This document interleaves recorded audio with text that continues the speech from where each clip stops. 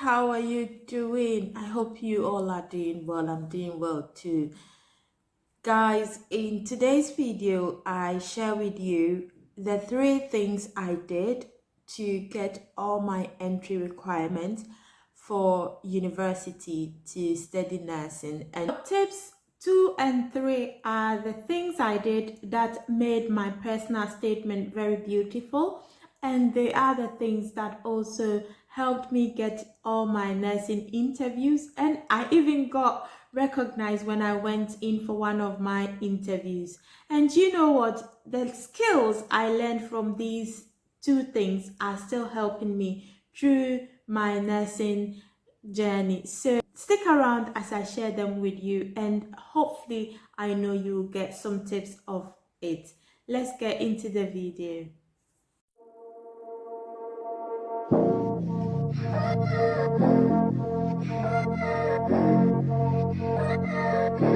So if you are new here, my name is Iris. You can call me Ute.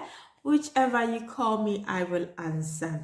So as I said, in today's video, I'm going to be talking to you about the things I did to get me into nursing, and hopefully you will get some tips from these things if you are wanting to get into nursing. So when I came to the UK, I had already gone past the school age, so I couldn't go to school, the ones you will call year 10 and then year 11. I couldn't do that in school. I had to do them in college. Yeah, so this is where I did all my GCSEs, my sixth form, and my access and my applied sciences for nursing. Yeah. So on the day when I visited the college, which I wanted to go, the nearest college where I live, I was given the diagnostic assessment. That this was, I think, about 2015, 2016, thereabout. So during that time, the day you visit the college, you get an assessment. So I got the diagnostic assessment, and then it was maths and English. My maths is very good, so I didn't have problems with that. And then I wrote the English. So the English was, I was given 4 sub questions to choose from. It was just basically writing a story or writing something about yourself. What I did right was I wrote about a festival in my home country, which is very scary but interesting as well. So I wrote about that, and after that I was enrolled straight away into GCSE English. I don't know, maybe I did impress the reader on that day. Yeah, so I was enrolled straight away into GCSE English, and then my maths as well. I was enrolled onto GCSE maths, and then yeah, I did the 2. And then while I was doing my GCSE English and maths, I was enrolled onto my triple sciences as well. So I did biology, chemistry, and physics, all at GCSE level. Yeah, this is what I did. So I did it for, I think, this 5 GCSEs. I did it for 2 years. Yeah, and then went on to do my applied science. So yes, I did applied science. So yeah, it was triple biology, chemistry, and physics. Yeah, applied science. Yeah, so I did enroll onto that as well, and I did it. I completed it with the distinction star, which I was so happy about. I was so happy about. I did 2 science. I don't know, but I think it was because I wanted to do something science related. So to me, I'm trying to get all my science backgrounds in there so that I don't get into trouble when I move to the next stage, when they will tell me, oh, you don't have this, so go back and do it. That is the reason why I did all that. All in all, I had 7 GCSEs because the triple sciences and the applied sciences came out to be 5, and my GCSEs, this is the English and Maths, also came to it. So I have 5. I have 7 GCSEs, but we need only 5 to go to uni. So after this GCSEs applied science, I went on to do my A levels. Yeah, I did A levels in college, so you can do it as well. If I was able to do A levels in college, you can do it, because when I came to the UK, I had passed, as I've said earlier, I had passed the school age. So I had to do everything in college. So then I went on to do my A levels. My A level combinations were physics, psychology, and maths. Yeah, this is what I did for my A levels. Yeah. So after my A levels, I decided I do not want to do the radiography again, because the idea of getting into radiography was a decision I made with a friend, and I thought of, well, I love physics, I love maths, but that is not what I want to do long term. So I decided I want to do nursing. Then my college at that time told me, if you want to do nursing, then you have to take a specific access to nursing and midwifery. I was thinking I could use my A levels to do the nursing, but I did maths for A level, I did physics for A level, and I did psychology. Psychology is okay, physics is still okay as well, but I think that college at that time they were providing specific pathways to specific higher education, if that makes sense. So they asked me to do access to nursing and midwifery. Now some colleges do offer a general diploma course that will lead you to all the health professions. So something like access to health sciences will lead you to, for some colleges, it will lead you to nursing, physio, radio, OT, and all paramedics and all that. But my college at that time did provide specific pathway to specific program that you want to study in the university. So for example, if you wanted to do physio, you wanted to do radiography, you wanted to do paramedics, then you would go and do the access to health professions. And if you wanted to do medicine, during that time my college was providing access to medicine specifically, so you would do that. And for nursing and midwifery, you would then follow the access to nursing and midwifery pathway. So colleges do different things. Yeah, so these were all my academic entry requirements. That is how I got all of them.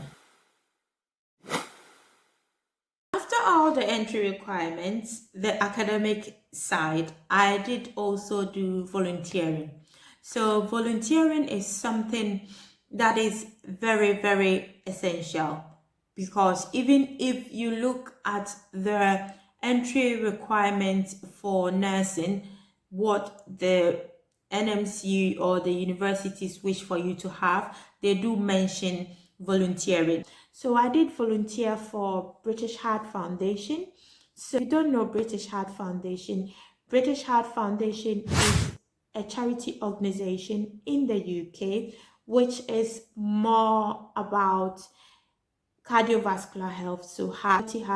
Every year they fund or they raise around about £1 million to support cardiovascular health in the UK. They have charity shops around that you can donate stuff, your clothes, you can donate books, or you can go in and volunteer.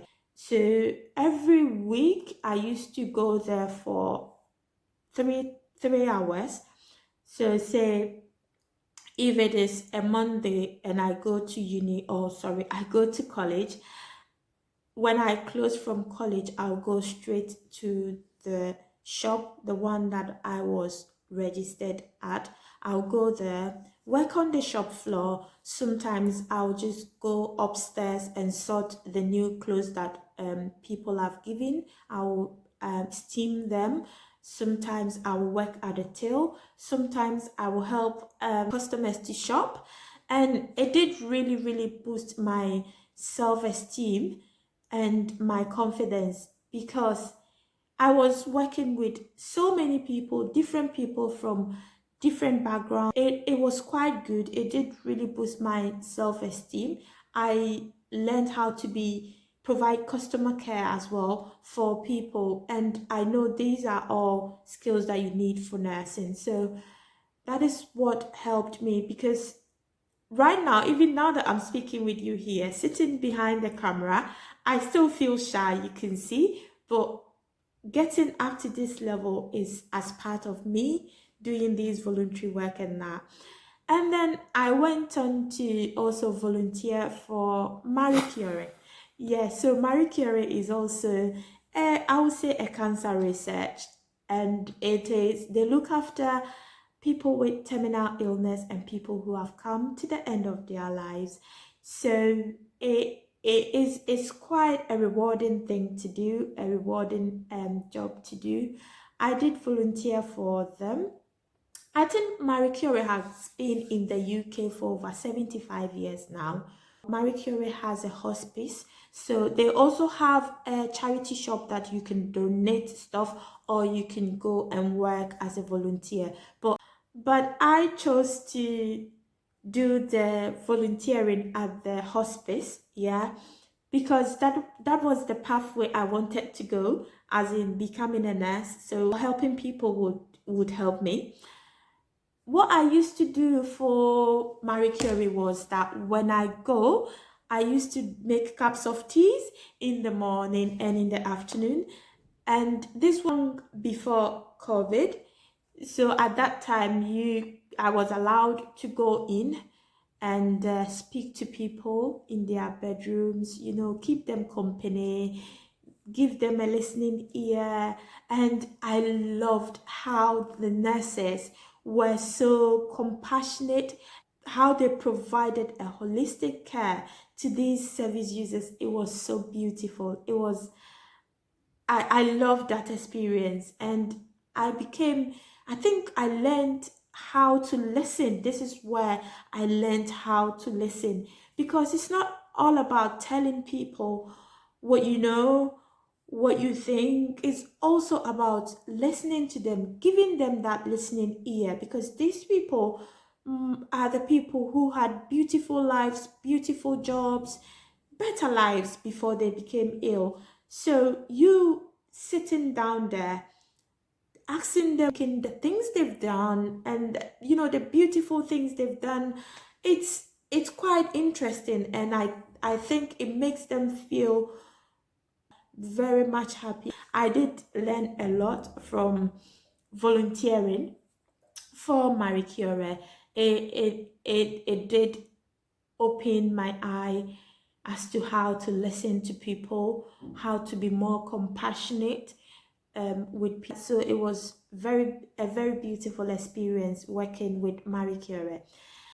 So I also did volunteer for my local church as a children's school teacher, literally Sunday school teacher. So every Sunday I will go to church and I will take these kids, round about 32 kids, and then we will go to the kids' room. We will read some Bible stories. I'll read Bible stories to them.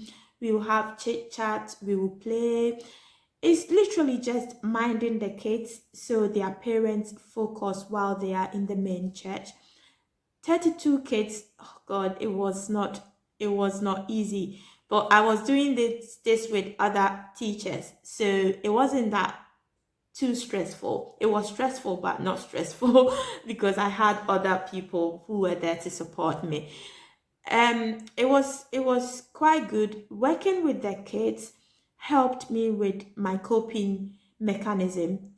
Also, I learned from the kids that I need to follow ethics because I was minding them and I was telling them what to do, what not to do. So I myself needed to follow these tips. If I was asking them to do it, then I had to do it myself. And it did help me when I went on to do nursing. Taking ethics very serious is a massive thing in nursing. So learning these with the kids did help me. One more thing that I learned from the kids that is even taught in nursing at university is resilience. I love how kids are resilient. Oh my God. The thing will go wrong and these kids will try and make it right. So sometimes when I'm on placement and things are not going on well for me on that shift, I'll just reflect back. I'll go somewhere, take a break, go somewhere, sit down, reflect back, and I'll be like, the kids I teach every Sunday at church wouldn't do this. If things were not going on right, they will make sure they amend it. So I have to be able to do these things right. And once I just recall all those things and reflect, I'm off, I'm ready to go. I come back like nothing has happened and I carry on with my job. So what I'm saying is learning these skills is very good. If you don't have a care job, if you don't have sort of like any job you will lead you to get the experience of becoming a nurse, you can do this. You can look around where you live. There might be nurseries around. I know some nurseries do offer volunteering. Ask the nursery, go through the right process or the appropriate procedure, and then ask them. You can let your college do that for you. They can apply for that volunteering on your behalf. So you can do volunteering in a nursery, which will help you if, say, for example, you want to become a children's nurse. I did look for a permanent job as a healthcare assistant. So this was around about 2016, 2017. And working as a healthcare assistant is where I learned all my competencies from. So it will be worth you looking for a healthcare assistant job if you don't have any. It's literally not compulsory, but it's just things that will boost your confidence by the time you get to you start your nursing journey. You will see that the things you learned from you working as a healthcare assistant will really, really come to play for you. Because when I worked as a healthcare assistant, I know I've been doing all these volunteering, but I had not done it as in a paid job where you have responsibilities, where service users are under your care, and then you have to make sure you keep them safe and everything.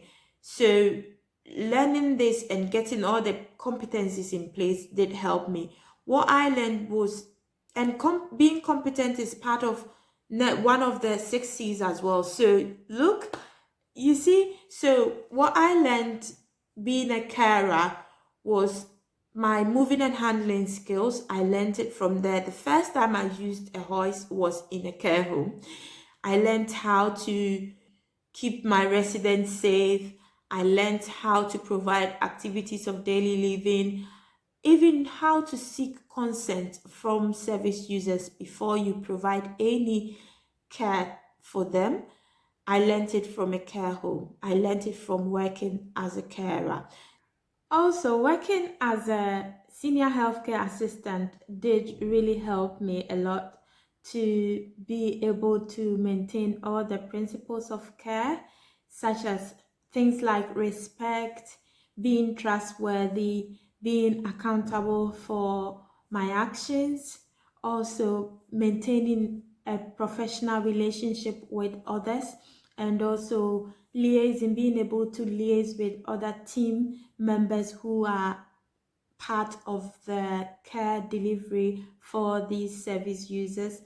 It is also the care home where I learned to protect confidential information, and also where I learned to make sure to minimize a lot of risks for these service users, and it's very helpful. It did help me. And also becoming a senior healthcare assistant made me become more compassionate to my staff as well. It's not, I know we need to be compassionate to our service users, they come first, but sometimes it's not all about being compassionate to your service users, it's about your colleagues that you work with as well. So these are the things I learned from being a healthcare assistant, volunteering, and also how I got my entry requirements. So I came here to say this as an encouragement. I know I've taken a lot of your time, but just an encouragement to you that if you are doing anything, if you put your mind to it, you can do it. If I was able to achieve all these things from college, all these things from doing volunteering and that, you can do it as well. And this will help you get all your entry requirements and the necessary things you will need, experience you will need